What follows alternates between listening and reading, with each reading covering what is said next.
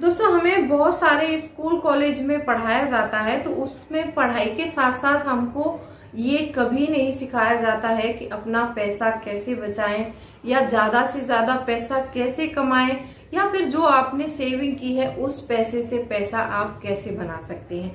हमें school college में इसके बारे में कोई शिक्षा नहीं दी जाती है। सिर्फ हमें ये समझाया जाता है, सिलेबस के अकॉर्डिंग पढ़ाई करवाई जाती है। पढ़ने के बाद में ये शिक्षा दी जाती है कि आप पढ़ लिख कर एक अच्छे सरकारी अफसर बन सकते हैं, आप पढ़ लिख कर एक अच्छे बिजनेसमैन बन सकते हैं, लेकिन हमें इस मनी के बारे में कोई शिक्षा नहीं दी जाती है। दोस्तों, बहुत सारे कमेंट आते हैं कि हमारे सर पर जिम्मेदारियां इतनी हैं कि हम चाहकर भी पैसे नहीं बचा सकते हैं। दोस्तों, अगर आप कितना भी कमाते हैं, कितना भी कमाइए, लेकिन आप सेविंग नहीं करेंगे तो आपकी फाइनेंशियल कंडीशन कभी भी ठीक नहीं होगी।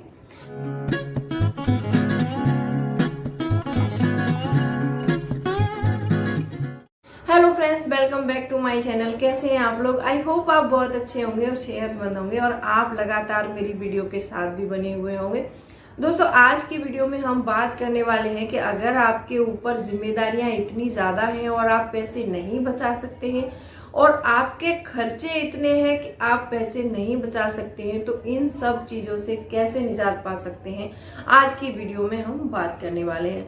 दोस्तों, वीडियो बहुत इंटरेस्टिंग होने वाली है, तो वीडियो के अंत तक जरूर बने रहिए। और अभी तक आपने चैनल को सब्सक्राइब नहीं किया है तो आपसे एक नम्र निवेदन है, सब्सक्राइब कर लीजिए अपने इस चैनल को और बेल आइकन को भी जरूर प्रेस कर दीजिएगा ताकि ऐसी इंटरेस्टिंग वीडियो की नोटिफिकेशन आपको मिलती रहे। तो चलिए स्टार्ट करते हैं वीडियो को। दोस्तों, सबसे पहला पॉइंट ये है मेरा कि आप अपनी फाइनेंशियल नॉलेज को बढ़ाइए।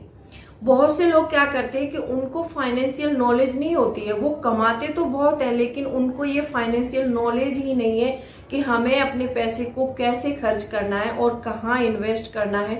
और ये इन्वेस्टमेंट जो होती है उनको पता ही नहीं है। आज भी बहुत सारे ऐसे लोग हैं जिनको इन्वेस्टमेंट के बारे में पता ही नहीं है। एक मध्यम वर्गीय फैमिली होती है, जो टाउन एरिया से लोग होते हैं, उनको इन्वेस्टमेंट के बारे में कुछ पता नहीं होता है, क्योंकि वो इन चीजों के बारे में बात ही नहीं करते हैं। वो जैसे उन्होंने अपने मम्मी पापा जो करते थे, उन्होंने देखा कि मम्मी पापा कमाते थे और खर्च चलाते थे, जो बाकी पैसा बच जाता था उसको वो सेविंग अकाउंट में डाल देते थे। तो सेविंग अकाउंट में इतना कुछ ज्यादा ब्याज मिलता नहीं है और हम इस चीज को समझते नहीं है। क्यों हम सोचते हैं कि बैंक में हमारा पैसा पड़ा है, सुरक्षित है। मैं मानती हूँ पैसा सुरक्षित है, लेकिन उस पैसे से कुछ कमाई नहीं हो रही है, वो पैसा आपका ऐसे ही ब्लॉक हुआ पड़ा है। तो आप जब भी YouTube पर आजकल बहुत ज्यादा जानकारी मिलती है हर चीज के बारे में, आप अपने पैसे को कहाँ इन्वेस्ट कर सकते हैं और उससे पैसे से कैसे पैसा बना सकते हैं, तो आप अपनी फाइनेंशियल नॉलेज को बढ़ाइए। आप ऐसे वीडियोस को देखिए जो लोग बताते हैं कि आप अपने पैसे को यहाँ लगाओ, वहां पर आपका पैसा आपको कितना रिटर्न दे सकता है, एक साल में आपका पैसा दुगना हो जाएगा या 3 गुना हो जाएगा। बहुत सारी जानकारियां दी जाती हैं। तो आपको लगातार अपनी फाइनेंशियल नॉलेज को बढ़ाते रहना है। अगर आप फाइनेंशियल नॉलेज बढ़ा लेते हैं तो आप डेफिनेटली पैसे बचा पाएंगे। कितनी भी जिम्मेदारियां हो आपके सर पर, आप पैसे जरूर बचा पाएंगे। और बहुत से लोग बोलते हैं कि हमारे तो खर्चे ही इतने हैं, पैसे बचते ही नहीं है। तो देखिए, ये बहुत गलत बात है। आपने ये मान लिया है कि हमारे खर्चे इतने हैं, पैसे बचते ही नहीं है। तो ये आपको तय करना है कि आपको क्या करना है, पैसे को बचाना है या फिजूल खर्ची में आपको डालते रहना है। तो आपको ऐसा बिल्कुल नहीं करना है। दोस्तों, दूसरा पॉइंट मेरा ये है, लग्जरी चीजों से बचे। जैसे बहुत सारे लोग होते हैं कि पैसा कमाने के साथ साथ, जैसे वो पहले मिडिल क्लास रहते हैं, जब उनके बच्चे बड़े हो जाते हैं तो जब पैसे आने शुरू होते हैं तो लोग क्या करते हैं कि लग्जरी चीजों को खरीदना शुरू कर देते हैं। उससे वो दिखाना चाहते हैं कि हम अमीर बन चुके हैं, लेकिन ऐसा बिल्कुल नहीं होता है। जब कोई लग्जरी चीज में पैसा खर्च करते हैं तो वो हमारी लायबिलिटीज को ही बढ़ाता है, ना कि हमारा एसेट बिल्ड हो रहा है उससे। जब हमारी लायबिलिटीज बढ़ेगी तो हमारा एसेट बिल्ड नहीं होगा और लग्जरी चीजों में हमारा पैसा जाता रहेगा और हम कंगाल होते रहेंगे, तो कभी अमीर नहीं बन सकते हैं। तीसरा पॉइंट मेरा ये है कि अपने दोस्तों को सावधानी से चुने। बहुत सारे बच्चे क्या करते हैं, आजकल मैंने बहुत सारे बच्चों को देखा है पढ़ाई लिखाई कर रहे हैं, पढ़ने लिखने में बहुत अच्छे हैं, लेकिन वो क्या करते हैं कि ऐसी साथ संगत में बैठते हैं कि वो अपनी पढ़ाई लिखाई की हुई जो बुद्धि है उसको भ्रष्ट कर लेते हैं। उनको आगे सोचना समझना ये नहीं पड़ता है। कभी भी आप देखिए, किसी भी आप पैसे के बारे में बात हो रही है यहाँ पर, जब हम अपने दोस्त बनाते हैं तो जो हमारे मिडिल क्लास लोग होते हैं जिनके साथ हमारी दोस्ती होती है, उनसे कभी भी आप कोई भी पैसे के बारे में बात कर ही नहीं सकते हैं। आप उनसे कोई भी बात करेंगे तो वो हमेशा उस बात को नकारते ही रहेंगे कि इससे कुछ नहीं होता। आप उनको बताइए कि इन्वेस्टमेंट क्या है, तो वो कहेंगे कि ये तो फालतू की चीजें हैं, इनमें हमें अपना दिमाग नहीं लगाना चाहिए। उनको लगता है कि ये इन्वेस्टमेंट और पैसे से पैसा कमाना ये फालतू की चीजें होती हैं उनके नजर में। तो आपको ऐसे लोगों से सीखना चाहिए कि हमें क्या करना है और क्या नहीं करना है। आप हमेशा जब भी अपने दोस्त चुनते हैं तो पैसे वाले लोगों को चुनिए। पैसे वाले लोगों को चुनने का मेरा मतलब ये है कि उनको इस पर्पज से नहीं चुनना है कि आपकी नजर उनकी दौलत पर हो, ऐसा बिल्कुल नहीं करना है। मेरा सिंपल सा मतलब है कि आप उनसे जानकारी लीजिए कि आप अपना पैसा कहाँ इन्वेस्ट करते हैं, आप कैसे पैसे से पैसा कमा सकते हैं, आप कैसे पैसे वाले बने हैं, तो वो आपको जरूर बताएंगे और उसी तरह से आपको करना है। लेकिन उसी तरह से करना है, आपको ऐसा कभी नहीं करना है कि जैसे मान लीजिए आपका कोई दोस्त है और उसने आपको बोल दिया कि आप तो इस स्कीम में पैसा लगा दे, तेरा पैसा 1 साल में डबल हो जाएगा, तो ऐसे झांसे में भी नहीं आना है। मैंने पहले पॉइंट में भी बताया था कि आपको अपनी फाइनेंशियल नॉलेज को जरूर बढ़ाना है।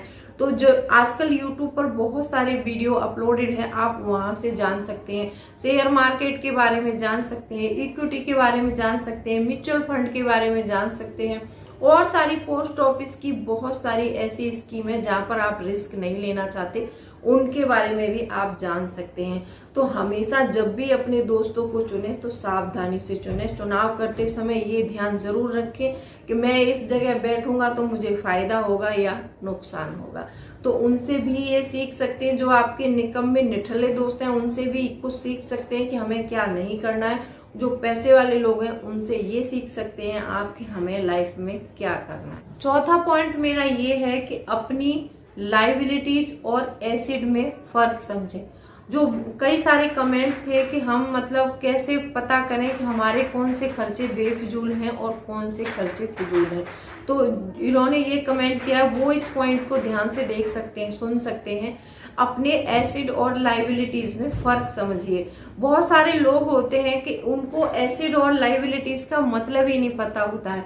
हम कहते हैं कि एसिड हमेशा हमारा 75% होना चाहिए और जो लायबिलिटीज है हमारी केवल जो हम कमाते हैं उसका 25% होना चाहिए। इससे होता क्या है कि हमारा जो एसिड का कॉलम ऊपर होता है तो हमारे पास पैसे आते हैं, अगर हमारा लायबिलिटीज का कॉलम बढ़ा हुआ होगा तो पैसे हमारी जेब से जाएंगे।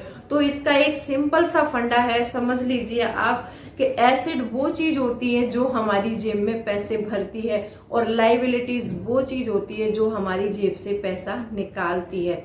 अब एक सिंपल से एग्जाम्पल से समझते हैं कि जैसे मान लीजिए आपने किसी शोरूम से एक गाड़ी खरीदी, उस गाड़ी को लेकर आप रोड पर आ गए तो उसकी समझ लीजिए कि कीमत 25% जो है रेट वहीं पर उसका घट गया।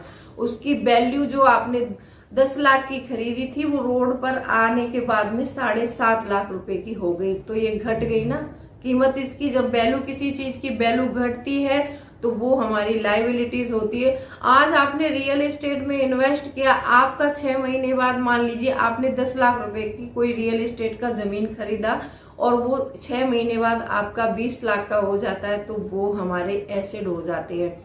तो आपको सिंपल मतलब ये है। लेकिन गांव में आपने देखा होगा कि जब किसी के घर में कार आती है तो उनके घर वाले बहुत मजे ले लेकर बताते हैं कि हमारा बेटा इतने रुपए की कार खरीद कर लाया। वो लोग इस चीज को एसेट मानते हैं, उनको ये नहीं पता कि ये हमारे घर में लायबिलिटीज आ गई है, क्योंकि उसकी जेब से आपको पेट्रोल भराना पड़ेगा उसमें और सर्विस करानी पड़ेगी। कोई टूट फूट और होगी तो और पैसा आपको अपनी जेब से लगाना होगा। अगर आप ऐसी चीज, मान लीजिए आपने कार खरीद भी ली है और उसको आप एसेट बनाना चाहते हैं, तो आप उसको किसी उबर या ओला में लगा दीजिए।